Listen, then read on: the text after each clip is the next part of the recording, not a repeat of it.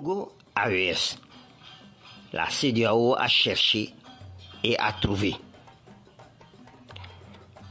Aussi vrai qu'on est victime de ses propres turpitudes, il est aussi vrai que lorsqu'on s'amuse à élever un petit serpent dans sa chambre, il faut s'attendre qu'il morde son éleveur quand il sera devenu grand.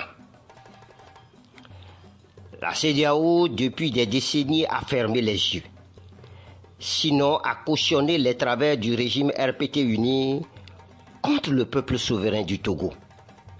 Et ce n'est un secret pour personne que Feu Gnassingbé et Adima et son fils Fort Gnassingbé ont utilisé la CEDEAO comme un paravent pour opprimer les populations togolaises, puisqu'à chaque fois que les Togolais se sont levés pour dire stop à la dictature qui les broie, la CEDEAO et sa mafieuse commission paix et sécurité accourent pour toujours sauver la mise au régime oppresseur du RPT uni.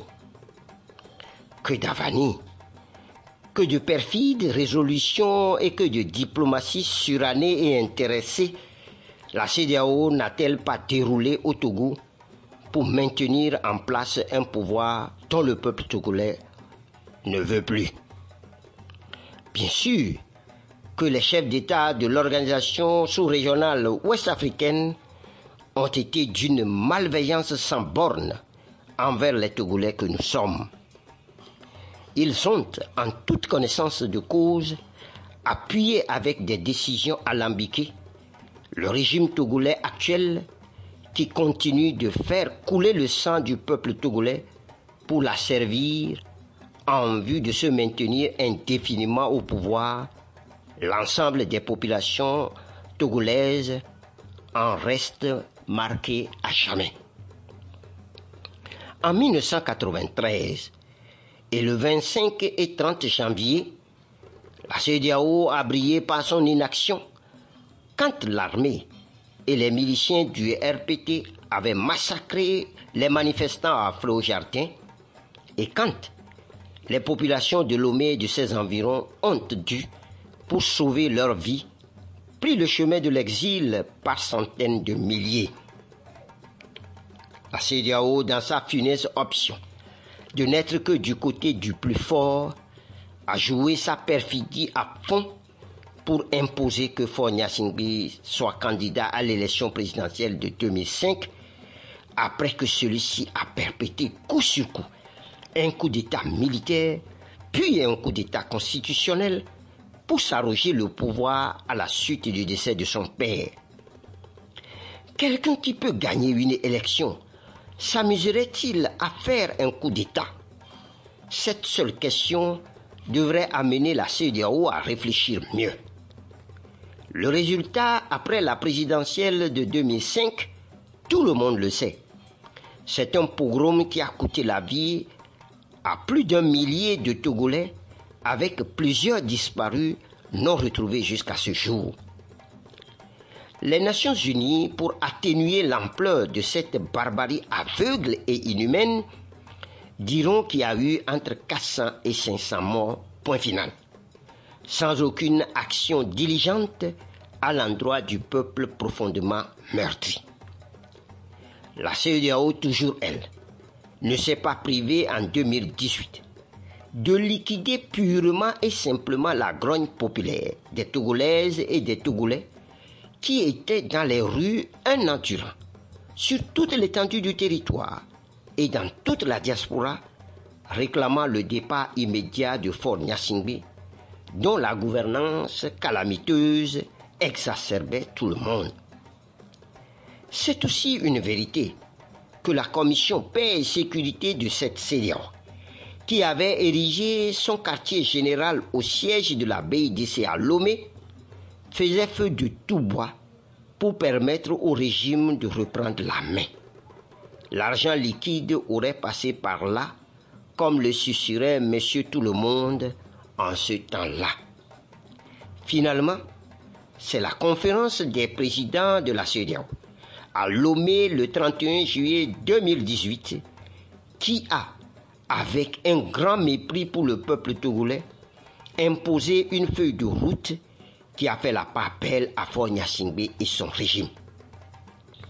Fin de course, l'opposition regroupée dans la C14 a refusé de prendre part aux législatives de 2018, telles que bidouillées dans les officines ténébreuses du RPT uni, afin de faire revenir à la raison la CEDEAO. Or, c'est mal connaître l'organisation sous-régionale. Les présidents des pays membres agissant en syndicats se protègent entre eux et viennent à la rescousse quand l'un d'entre eux a maille à partir avec sa population.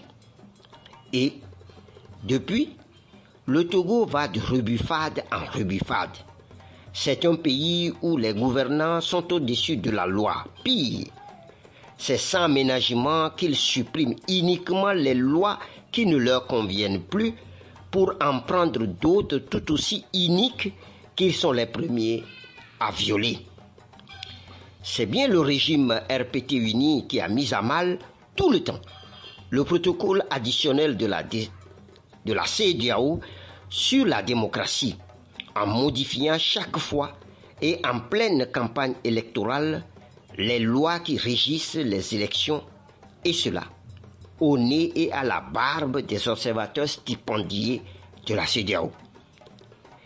N'est-ce pas Faure Gnassingbé qui a refusé d'appliquer les décisions de la CEDEAO sans que cette organisation ait exigé pour sa propre crédibilité un respect scrupuleux de telles décisions? Aujourd'hui, cela n'est une surprise pour personne d'entendre Robert Doucet, ministre des Affaires étrangères de Faure Gnassingbé, déclarer, je cite, « 70% des Togolais seront d'accord que le Togo devienne membre de l'AES et que la décision appartenait à Faure Gnassingbé. » Fin de citation. Tout est clair. Le petit serpent est devenu grand. Le régime tristement célèbre du Togo a fait par là son effet d'annonce qui n'est ni plus ni moins qu'une menace agitée et adressée à la CEDEAO qui doit se morfondre maintenant en se rappelant les coups perfides qu'elle a assénés sans ménagement aux populations togolaises en donnant toujours sa caution à la dictature implacable des Gnassingbé. La CEDEAO a cherché et a trouvé. Il ne peut en être autrement parce que qui tue par épée, périt par épée. Le peuple togolais, lui, continue sa traversée du désert que lui impose la dictature des gouvernants et les inconséquences fâcheuses de la CEDEAO. Bien sûr que le Togo s'en sortira, quelle que soit la longueur de la nuit. Mais n'est-ce pas que le temps d'antenne de M. Robert Doucet est terminé?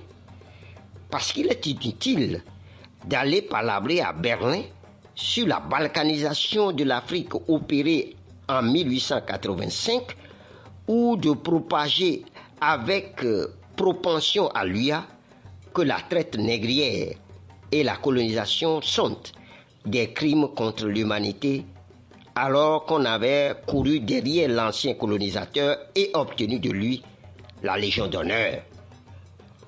La CEDEAO se détruit toute seule, sans l'aide de personne, et l'épouvantail AES qu'agite Robert Doucet au nom de Faure Gnassingbé n'est que la suite logique des sempiternelles décisions inconséquentes de la CEDEAO prises contre les aspirations démocratiques profondes du peuple togolais et des peuples de la sous-région. Puisse donc la CEDEAO finir par en prendre conscience. Francis Pedro, le 17 février 2025.